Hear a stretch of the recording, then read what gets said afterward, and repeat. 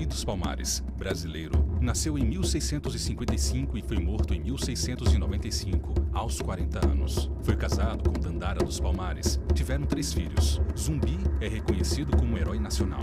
Vinheta de abertura, computação gráfica dinâmica com circunferências, fundo verde, círculo branco ao centro, escrito em letras pretas, documentário, sucedido por círculo verde em fundo preto e em letras brancas no centro, quilombos do século XXI. Quilombo Tabacaria, Alagoas. Imagens aéreas, algumas casas espalhadas em torno de uma região verde de morros. Carro percorre estrada de terra batida, árvores e casas ao redor do caminho. Próximas a uma grande casa, pessoas fantasiadas cantam e tocam instrumentos. No pequeno altar, imagens religiosas, uma delas com vários terços pendurados. A história da minha família é descendente de quilombo.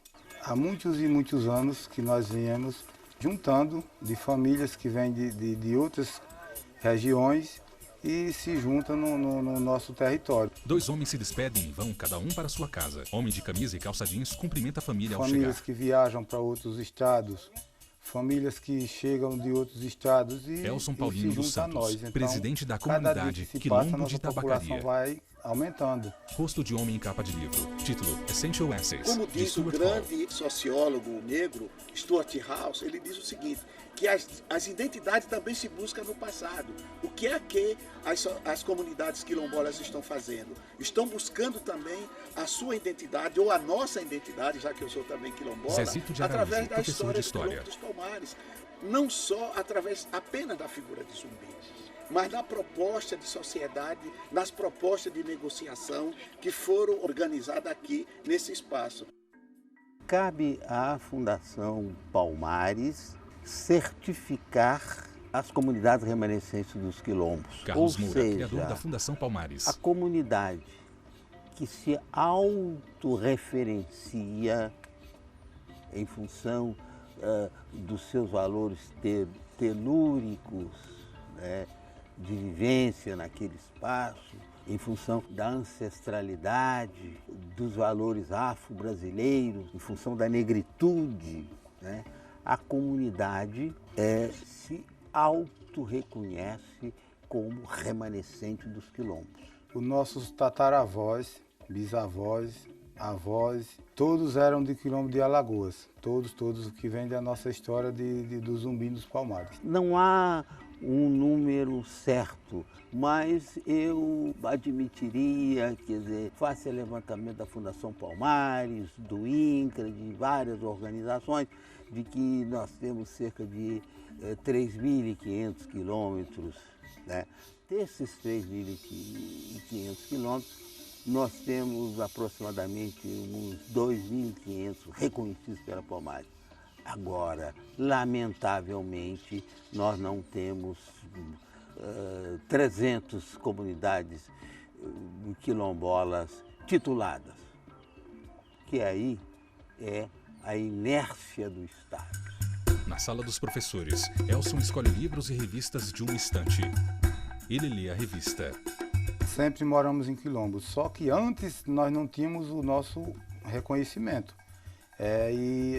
Há 20 anos atrás, aí passamos a ter um documento como reconhecimento e hoje temos a nossa origem registrada de Quilombo Tabacaria. Certificado de reconhecimento do Quilombo na mão de Elson. Imagem em preto e branco de homens e mulheres negras e o mapa do Brasil. Pintado de azul é destacado o estado de Alagoas. Escrito na tela, Quilombo Tabacaria, Serra da Barriga, Alagoas. Quilombo Tabacaria surgiu desde a morte Amaro do Zumbi Félix dos Filho, Palmares, líder comunitário e do os Quilombo pessoal dos ficaram Palmares. desabrigados sem a cobertura dele.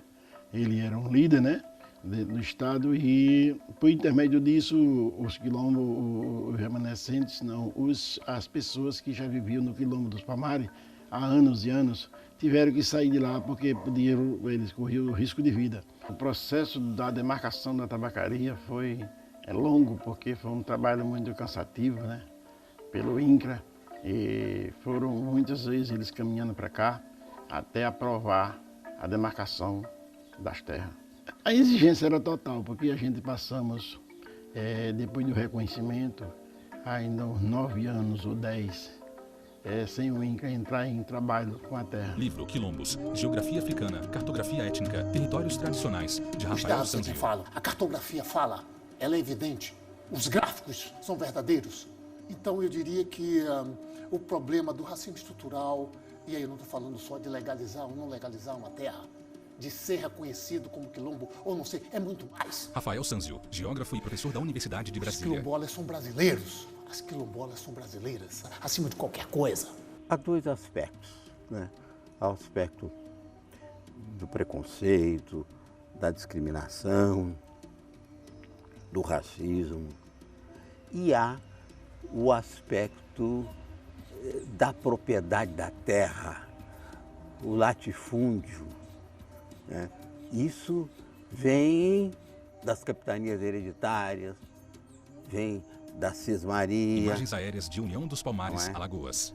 Vem da lei de terras, do impedimento para que aqueles que não detêm o poder possam ser proprietários das terras. Então, essas são as dificuldades para que as comunidades quilombolas possam existir pacificamente. Existir pacificamente e terem, digamos, os benefícios da sociedade e do Estado. Quais são as questões que mais acometem o país hoje do ponto de vista territorial? As terras dos povos tradicionais das florestas que estão em jogo. A terra dos quilombos, que é um conflito de esquecimento desde a Constituição. Então você veja que são questões que perpassam séculos. Tem um fundo de exclusão da geografia real permanente desde a existência da geografia no país. Então a geografia brasileira precisa rever o que ensinamos, as pesquisas que tocamos, as nossas responsabilizações com os trabalhos que são publicados e produzidos e reproduzidos. Então, é nesse sentido que eu te falo, tem uma roupa suja da geografia brasileira que precisa ser feito. Resta provado de que em todos os estados da federação há comunidades remanescentes dos quilombos. Desde quando houve o tombamento da Serra da Barriga, que as nossas famílias saíram como os refugiados e chegaram até o território. Então é equivalente a mais de 310 anos que esse povo chegaram no nosso território. A nossa ancestralidade, né, o nosso passado presente de negros e negras que construíram esse país, não deixa dúvida com relação a isso. Onde é que nossos antepassados estavam na época da escravidão? No campo, rurais. E onde estão hoje? Embora o êxodo rural existente, etc., mas a maioria dos trabalhadores rurais são negros. Com enxada, homem negro de boné, camisa laranja e calça jeans, capina a terra. Horta com hortaliças plantadas uma ao lado da outra. Com a imagem afastada, é mostrado o grande tamanho do terreno que um homem capina. Em outra parte, mangueiras azuis entre as hortaliças. Algumas delas têm a cobertura de uma lona preta. Os fazendeiros, eles aproveitavam os nossos povos para botar eles para trabalhar como na escravidão, em troca de alimento, um prato de comida, quando dava, quando não era enganados. E eles começaram a ter o conhecimento que essa terra quilombola ela era uma terra muito valiosa. Daí começaram expulsando os nossos povos e retirando e eles ocupando. O estado onde existe o maior número de comunidades remanescentes é o Maranhão. Mas depois você tem o Pará, temos a Bahia, mas também no Rio Grande do Sul, São Paulo, Santa Catarina, Paraná, Minas Gerais, um estado minerador, os estados do Nordeste, né? Região Canavieira, Goiás, mineração. Mapa do Brasil com estados falados pintados em azul. Escultura A Justiça, em frente ao Supremo Tribunal Federal em Brasília. Demarcação de terras quilombolas. Quando o movimento negro obteve, na redação do artigo 68 e na redemocratização do país, com o pronunciamento do legislador constituinte, uma vitória contra um evidente racismo incrustado em nossa sociedade e, assim, uma recomposição histórica da dignidade dessas comunidades. É inegável a relação entre a aquisição da propriedade das terras e a inclusão desses grupos nas políticas públicas de saúde, educação, incentivo à produção agrícola, pois antes, aos olhos do direito então vigente, os remanescentes das comunidades quilombolas não eram mais que invasores de terras sem nenhuma garantia jurídica. Houve uma investida contra o decreto. Foi proposta uma ação de inconstitucionalidade. E o Supremo Tribunal Federal disse, não, o decreto 4487 é constitucional. Assim também agiu o Supremo Tribunal Federal, não se refere às cotas. As políticas públicas elas foram aplicadas ao mínimo que se pode ver, porque é aquela história, a comunidade é plantada na terra, mas precisa de uma cobertura total para que esse pessoal passe a ter uma renda para o alimento, né? Para se alimentar, para ter uma vida adequada e ter uma renda própria. E aí as políticas públicas aí foram de pesou, e não querer trabalhar em prol da comunidade. E o sofrimento dela mais é esse. Pegou as terras, tem moradia, mas não tem dinheiro. A comunidade ela passou a ter um outro respeito, porque é aquela história, da terra você vale o que tem. E hoje nós temos a credibilidade pelo governo federal, pelas lideranças do Estado, e hoje o povo branco que mora em volta da gente tem um grande respeito por nós. A vida no quilombo a gente estamos bem, porque a gente se comunica muito bem. E afinal, apesar da terra ser uma terra para usos e frutos, a gente estamos aqui para trabalhar junto até o fim da vida, como se diz a história, né? A importância das políticas públicas para a preservação e a sobrevivência do quilombo Elson Santos é fundamental. Por quê? Porque é disso que nós dependemos. Então nós sempre batemos nessa tecla, políticas públicas para o desenvolvimento da nossa comunidade. Minha mãe é uma representante, junto com meu pai, do reisado. Então eles ensinam os netos, bisnetos e as crianças da comunidade, para não perder essa origem da nossa cultura. Sequência de imagens com os moradores do quilombo, fantasiados com roupas vermelhas e azuis, chapéus com fitas de várias cores coladas nas abas e espadas cenográficas. Eles dançam e cantam. Imagem destaca a senhora de vermelho e o senhor de azul. A abolição da escravatura que excluiu oficialmente os negros do sistema oficioso do país. Não eram seres inseridos. Daí a exclusão estrutural que a gente vê até hoje. Por que esse racismo estrutural? A abolição não pensou em nenhuma instância jurídica. O geodireito. Rafael Sanzio. Geo porque eu estou no território. Direito porque eu estou no território. Usando, é território usado, ocupado. Não tiveram direito. Marginais e invisíveis. Que é o que a gente chama de favela, que é um termo pejorativo inventado no Brasil. É a exclusão materializada no território. E essa é a geografia real. Essa é a cartografia real.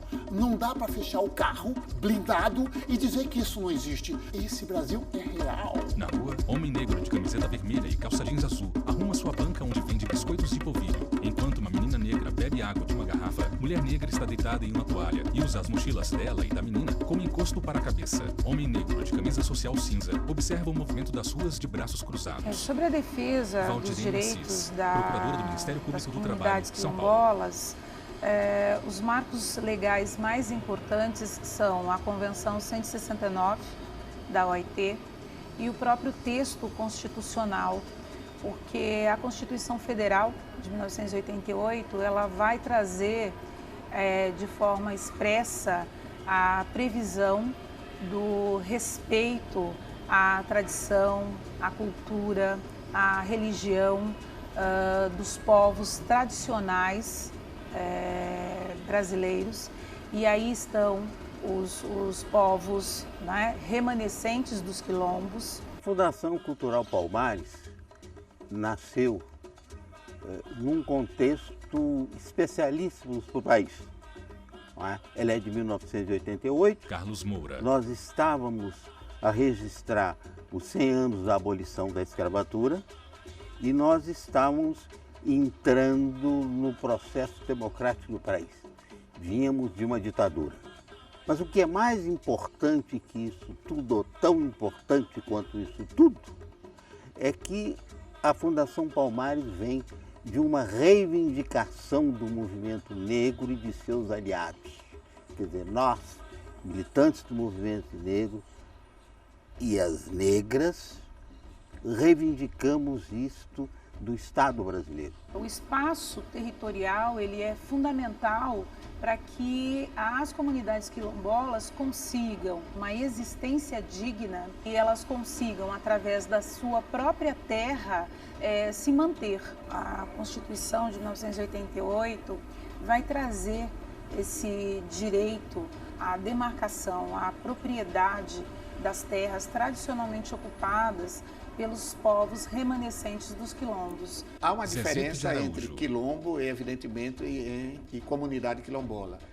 O quilombo, para nós, pesquisadores, né, e professores, ele tem uma característica porque ele organizou-se desde que o primeiro africano e africana que chegou até o final da escravidão em 1888. Que uma das características era que esses homens, essas mulheres, eles buscavam a liberdade, né, se organizando em uma sociedade, na época colonial, que era ao mesmo tempo uma resistência ao sistema colonial, mas também era ao mesmo tempo uma resiliência, porque dentro do espaço quilombola, eles foram capazes de organizar uma sociedade, que essa sociedade ela dialogava diretamente com a sociedade colonial, criando ao mesmo tempo forma de organização como casamento, como agricultura, totalmente diferente da sociedade colonial. O quilombo era um espaço de resistência, era um espaço de resiliência daquelas pessoas que buscavam a liberdade. E as comunidades quilombolas, elas são hoje um espaço contemporâneo, né, de resistência, que elas têm a terra como um bem coletivo, isso é muito marcante, e tem toda uma trajetória de fazer que passa de geração para geração dentro dessas comunidades quilombolas. A introdução da história e da cultura afro-brasileira no currículo escolar, não obstante seja um texto de lei, esteja garantida em lei, infelizmente ainda não é uma realidade em muitas escolas Brasil afora. Os movimentos negros têm ajudado muito a colocar este tema em pauta e a solicitar e até reivindicar mesmo que medidas sejam adotadas para que essa legislação seja de fato aplicada, né, seja observada. A educação escolar quilombola, ela precisa ser muito mais assistida nessas comunidades. Os projetos na área de habitação, na área de saúde, principalmente na área de saúde, que é um problema seríssimo. Então, precisa-se realmente fazer mais investimento. Com isso, eu não quero dizer que já houve conquista. Claro que foi criado o programa Brasil Quilombola, que deu um grande impulso para o desenvolvimento e para que haja uma certa mobilidade social, principalmente da juventude quilombola que reside nessas comunidades. Acredita-se que, estudioso de línguas e cosmologias africanas, alguns linguistas, né, que haja cerca de 600 línguas banto, né, entre 500 e 600 línguas banto, esses números variam, e algumas delas marcam o léxico corrente no Brasil.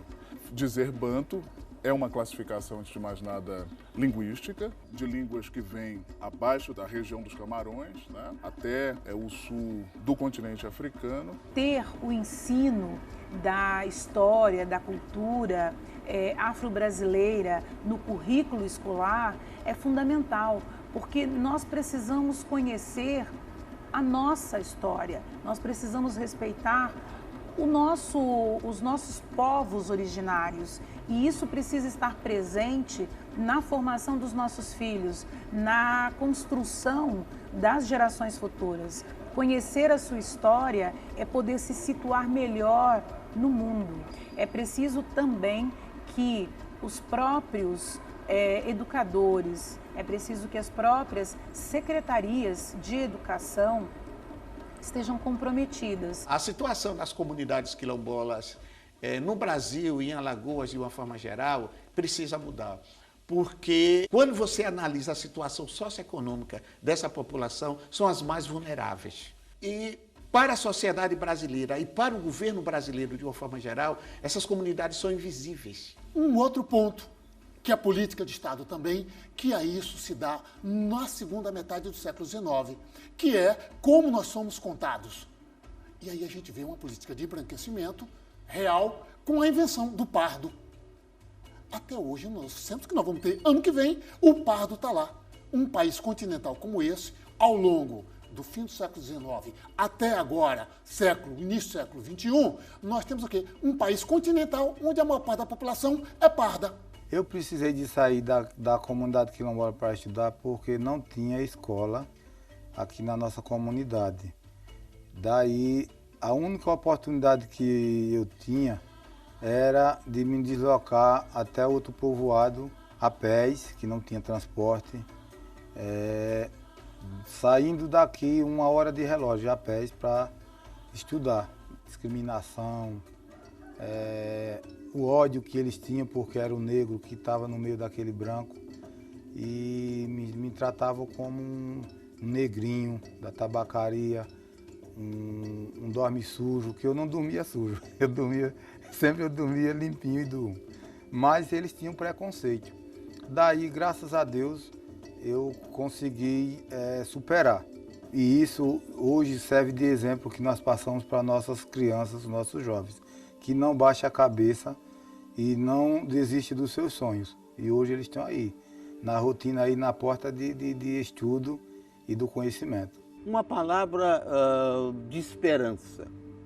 Esperança de que nós possamos juntos, brancos, negros e indígenas, acabarmos com o preconceito, a discriminação, entendeu? Que nós possamos ter um Brasil mais igual, né?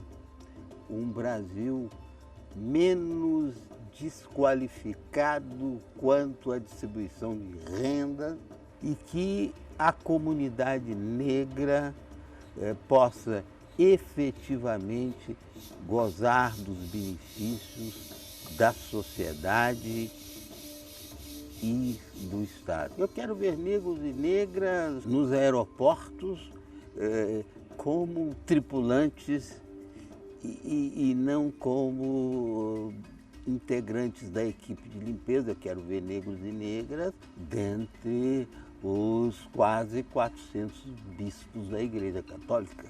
E eu quero ver negros e negras oficiais superiores das Forças Armadas. Eu quero ver negros e negras na Ordem dos Advogados do Brasil. Eu quero ver negros e negras nas associações médicas e assim por diante. É palavra de esperança, porque hoje nós já temos negros e negras nas universidades. Imagens aéreas, no alto de um morro, em meio à vegetação verde, há algumas casas. Comunidade com ruas e casas pintadas de várias cores, rodeada por morros e vegetação.